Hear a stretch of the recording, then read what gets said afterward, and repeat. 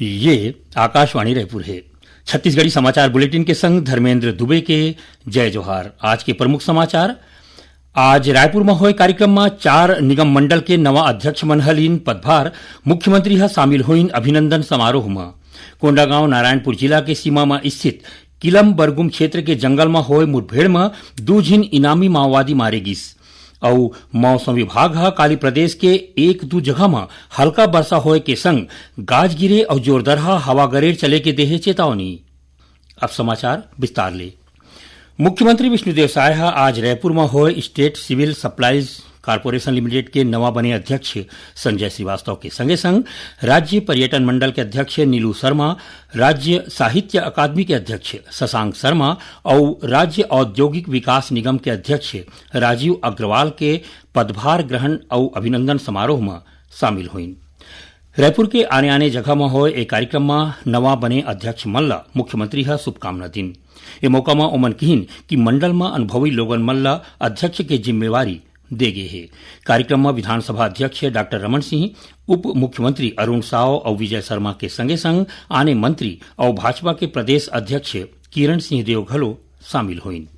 मुख्यमंत्री विष्णुदेव साय बस्तर संभाग में जन कल्याणकारी योजना मल्ला तेजी ले लागू करे के निर्देश दे है। उमन कहिन कि आखिरी मनखे तक योजना मन के फायदा और जम्मो हितग्राही मन तक शासन के पहुंच होना चाहिए।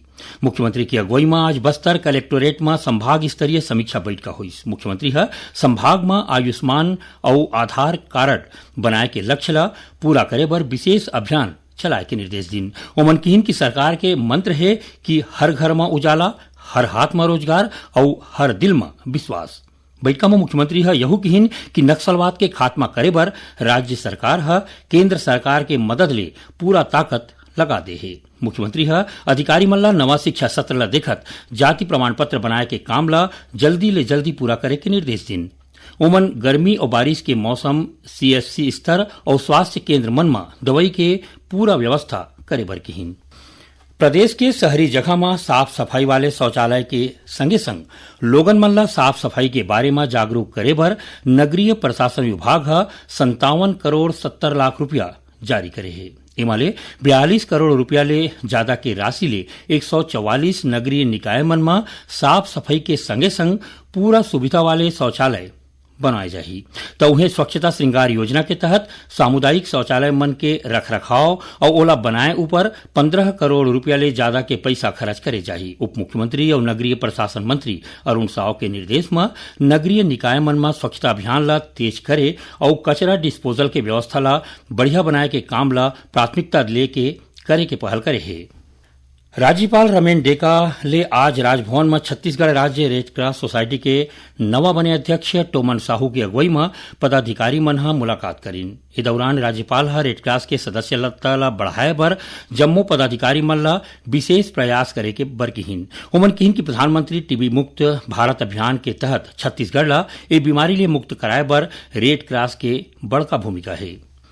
कोंडागांव नारायणपुर जिला के सीमा में स्थित किलम बरगुम क्षेत्र के जंगल में हुए मुठभेड़ में सुरक्षा बल मन 2 झिन इनामी माओवादी मंडल मार गिराए है, जेकर शव ला बरामद कर ले गए है।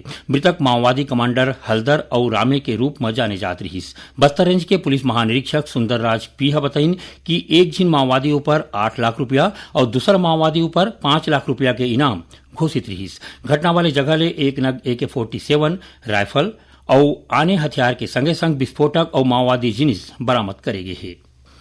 उप मुख्यमंत्री विजय शर्मा आजे के दिन बछर 2006 और 2008 के होए माओवादी घटना में शहीद जवान और निर्दोष आदिवासी मन ला श्रद्धांजलि दे हवय। उप मुख्यमंत्री 16 अप्रैल के ओ दिन ला प्रदेश के इतिहास में दुखद घटना के रूप में दर्ज बताए है।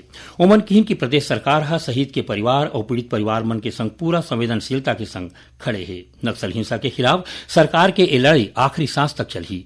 जानवा के मुताबिक बछर 2006 में 16 अप्रैल के दिन बीजापुर जिला के उसूर थाना क्षेत्र स्थित मुर्कीपार पुलिस पोस्ट ऊपर माओवादी मन के हमला में 11 झिन जवान शहीद हो गए रहीन। तो उन्हें बछर 2008 में घलो 16 अप्रैल के दिन माओवादी मन मुखबिरी के शक में 6 झिन गांव के लोगन मन के हत्या कर दे रहीन। छत्तीसगढ़ी समाचार बुलेटिन आप मन आकाशवाणी रायपुर ले सुनत हव। छत्तीसगढ़ के खबर ले है आपके वास्ता और खबर के विश्वसनीयता ले है हमार वास्ता। आकाशवाणी समाचार रायपुर के प्रादेशिक समाचार बुलेटिन के संगे संग हमार समसामयिक कार्यक्रम आप रेडियो के संग अपन मोबाइल में घलो सुन सकत हो। आकाशवाणी समाचार फेसबुक, ट्विटर और यूट्यूब में घलो हावय। हमार फेसबुक पेज हरे Chhattisgarh news on AIR, Twitter handle CGAIR news और हमार यूट्यूब चैनल हरे छत्तीसगढ़ AIR न्यूज। तो अब रेडियो के संगे संग आपके मोबाइल के माध्यम ले हम आप तक पहुंचत हन। छत्तीसगढ़ के हर खबर पर सुनत रहो आकाशवाणी समाचार। अब आगू बाढ़बो बाँचे समाचार को थी। भारत सरकार डहर ले 1 मई ले मुंबई में विश्व दृश्य श्रव्य और मनोरंजन शिखर सम्मेलन वेब्स के आयोजन करे जाही। 4 दिन तक चलैया ये सम्मेलन ला मीडिया और मनोरंजन क्षेत्र के बड़का आयोजन माने जाते। इमा पाछू शनिचर के हैदराबाद शहर में माइंड स्पेस सोशल में world audio visual and entertainment summit WAVES cosplay championship meetup के आयोजन करेगी। जेकर बाद आयोजक मन 29 जिन प्रतिभाशाली मनखे मन के नाव घोषित करेगी जौन मन ए चैंपियनशिप के आखिरी चरण में अपन जगह बनाए हैं। तो उन्हें सूचना और प्रसारण मंत्रालय भारतीय विज्ञापन एजेंसी संघ के मदद ले मेक द वर्ल्ड वियर खादी बर चैंपियनशिप के आखिरी चरण में जगह बनैया 5 जिन लोगन के नाव घोषित करे है। छत्तीसगढ़ उच्च न्यायालय में प्रदेश में बाघ और हाथी के मौत के मामला में आज सुनवाई हुई। मुख्य न्यायाधीश रमेश कुमार सिन्हा और न्यायाधीश अरविंद कुमार वर्मा के बेंच में हुई सुनवाई के दौरान वन विभाग को तिले PCCF शासन के अधिवक्ता के माध्यम ले शपथ पत्र पेश करीन।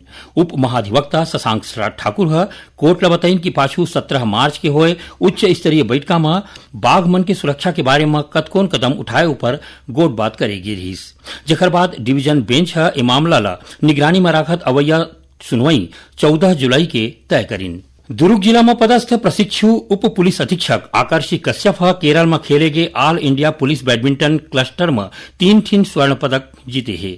कोच्चि के Rajiv Gandhi regional indoor stadium में काली ये प्रतियोगिता के समापन हुई, जेमा छत्तीसगढ़ के संगे संग देश के आने आने प्रदेश और अर्धसैनिक बल मन के प्रतिभागी मन भाग लीन। दुर्ग रेंज के पुलिस महानिरीक्षक रामगोपाल गर्ग और पुलिस अधीक्षक जितेंद्र शुक्ला कहिन कि दुर्ग जिला में पदस्थ प्रशिक्षु DSP आकर्षी कश्यप ये प्रतियोगिता के आने आने वर्ग में 3 स्वर्ण पदक जीत के छत्तीसगढ़ पुलिस के संगे संग दुर्ग पुलिस के नाम रोशन करे है। अब पेश है मौसम के हाल। प्रदेश के कोनो कोनो जगह में ए बेरा मौसम में बदलाव देखे जाते, एकरे सेती गर्मी ले थोर कुन राहत मिले थी। आज बलौदाबाजार जिला के कसडोल में करा गिरे के संगे संग कोनो कोनो जिला में वर्षा होए के समाचार मिले हैं। मौसम विभाग के मुताबिक ए बेरा सिक्किम ले उत्तर ओडिशा तक एक ठिन द्रोणिका बने हैं, तो उन्हें मध्य प्रदेश और ओखर तीर तखार में एक ठिन ऊपरी हवा के चक्रीय चक्रवाती घेरा बने हैं, जगर असर ले काली प्रदेश के 1-2 जगह में हल्का वर्षा होए या फिर गरज चमक के संग बूंदाबांदी होए के संभावना बताए गए है।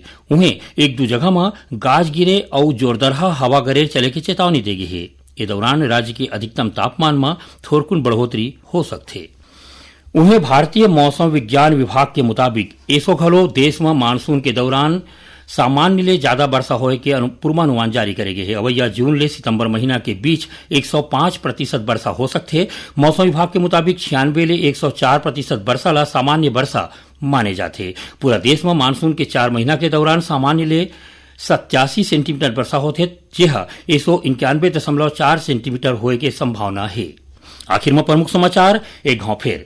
आज रायपुर में हुए कार्यक्रम में 4 निगम मंडल के नवा अध्यक्ष मन हलिन पदभार। मुख्यमंत्री शामिल हुई अभिनंदन समारोह में। कोंडागांव नारायणपुर जिला के सीमा में स्थित किलम बरगुम क्षेत्र के जंगल में हुई मुठभेड़ में 2 जिन इनामी माओवादी मारे गिस। और मौसम विभाग काली प्रदेश के 1-2 जगह में हवा हल्का वर्षा होए के संगे संग गाज गिरे और जोरदार हवा गरेर चले के देहे चेतावनी। एक संग छत्तीसगढ़ी समाचार बुलेटिन इहे सिरावत है। जय जोहार।